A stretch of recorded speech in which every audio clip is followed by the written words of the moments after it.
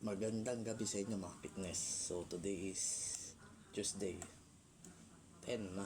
So 10:15. So ito yung aking diner na meal prep. So pasensya na kayo kung medyo tayo na huli sa meal prep. Yan. So yung oatmeal. Yan. Tapos yung ating saging.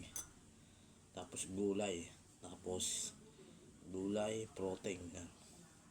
So ito yung aking meal prep ngayong gabi. So diner.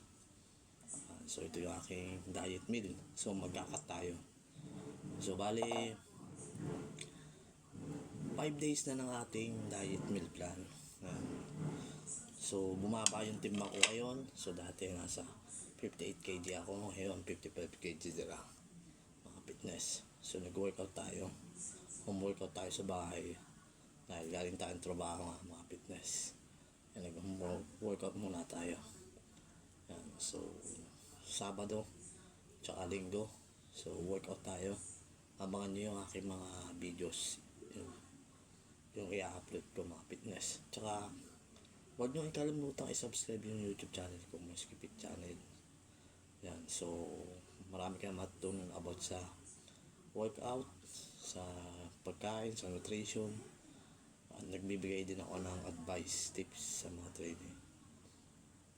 Tapos vlog workout. So yun yung ating mga content mga fitness. Yan. So habang ginagawa ko tong vlog ko, syempre kailangan din natin mag-work mga fitness. Yan. So kung gusto niyo naman magpaturo, so kung gusto niyo magpa-online coaching, yan, so DM niyo lang ako mga fitness. So willing ko kayong turuan kung ano yung body goals nyo. Kayo ba ay payat or mataba, ayan. So DM nyo lang ako. So natanggap din ako ng online coaching fitness. Ayan. So dapat winning ka sa ginagawa mo.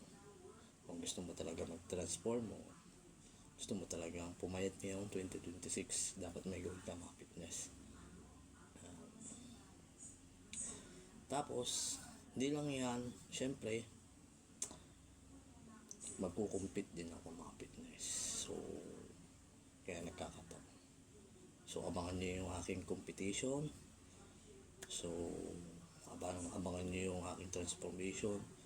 So kasi ngayong taon na to is ngayong sana nung April hindi masyadong maganda yung ating kondisyon, hindi masyadong maganda yung kondisyon natin noong itong April 11. So ngayong 2026, so papakondisyon tayo na Panginoon. Abangan nyo yung laro ko mga fitness. Yan. So magkukumpit ulit tayo.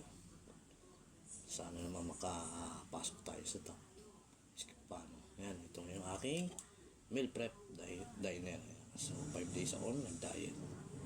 Yan. So yun lang.